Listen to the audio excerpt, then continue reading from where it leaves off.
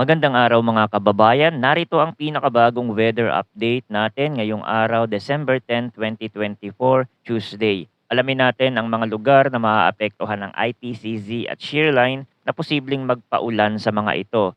At tingnan din natin ang development sa low pressure area na maaaring lumabas next week. Para naman lagi kang updated sa lagay ng panahon, i-click mo lang ang subscribe button. Ngayong araw, tatlong weather system pa din ang nakakaapekto sa ating bansa: ang Intertropical Convergence Zone ITZZ na nagdudulot ng pag-ulan sa Western Mindanao at Palawan, ang shear line na nagdadala ng ulan sa silangang bahagi ng Central at Southern Luzon, at ang Northeast Monsoon o Amihan na nagdadala ng malamig na hangin at mahinang ulan sa Northern Luzon at natitirang bahagi ng Central Luzon. Kaya't ang magiging lagay ng panahon natin sa iba't ibang rehiyon ay magkakaiba. Sa Metro Manila, Calabarzon, Bicol Region, Marinduque, Oriental Mindoro, Bulacan at Aurora ay makakaranas ng maulap na kalangitan na may kalat-kalat na pag-ulan at isolated thunderstorm dulot ng shear line. Posible ang flash floods o landslides dulot ng katamtaman hanggang sa malalakas na ulan. Mag-ingat lalo na kung nasa flood-prone areas. Sa Zamboanga del Norte at Palawan, maulap ang kalangitan na may kalat-kalat na pag-ulan at thunderstorm dulot ng ITCZ. Sa Cagayan Valley,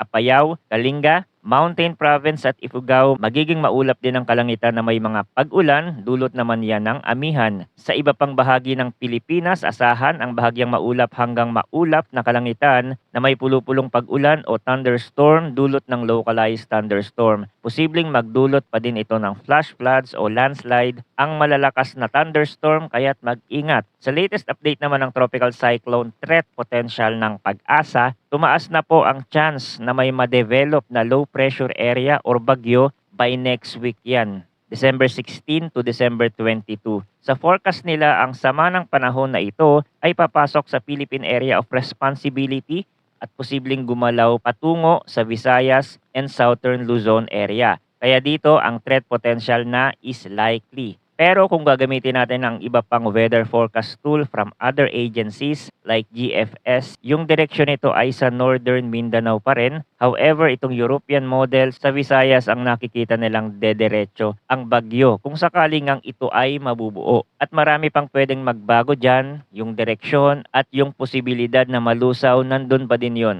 Para naman sa weather advisory heavy rainfall outlook natin ngayong araw, makakaranas ng heavy to intense rain ang Quezon at Camarines Norte, habang moderate to heavy naman sa Aurora, Camarines Sur, Catanduanes, Albay at Sorsogon. Bukas, December 11, heavy to intense rain ang mararanasan sa Aurora at Quezon, habang moderate to heavy naman sa Camarines Norte, Camarines Sur, Catanduanes, Dinagat Island, Surigao del Norte, Surigao del Sur, Davao Oriental, Zamboanga del Norte at Zamboanga Sibugay. Sa Thursday, December 12, moderate to heavy rainfall ang mararanasan sa Cagayan, Isabela, Aurora, Quezon, Dinagat Island, Surigao del Norte, Surigao del Sur at Davao Oriental. Ang mga lugar na nasa bulubunduking bahagi ay maaaring makaranas ng mas mataas na antas ng ulan. Ang epekto ng ulan ay maaaring lumala sa mga lugar na nakaranas na ng matinding pagbaha o pag-ulan nitong mga nakaraang araw. Ang panahon ay mabilis magbago, kaya't manatiling updated sa mga susunod na ulat mula dito sa channel para sa pinakabagong balita tungkol sa lagay ng panahon. Salamat sa inyong pagtutok at manatiling ligtas.